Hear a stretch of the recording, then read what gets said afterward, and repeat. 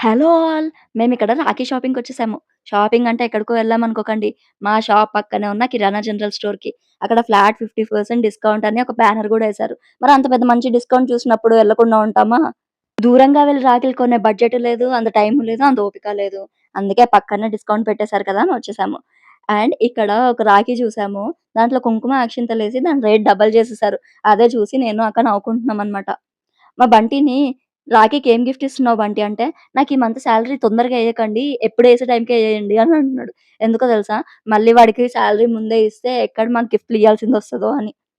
"నీకు మేము ఏ రాఖీ సెలెక్ట్ చేసామో నువ్వు గెస్ చెయ్యి" అంటే వాడక్కడ నానా తంటలు పడుతున్నాడు. నేనేది తీసుకున్నానా? అక్కేది తీసుకుందా? ఇదెవరికి తీసుకున్నారా?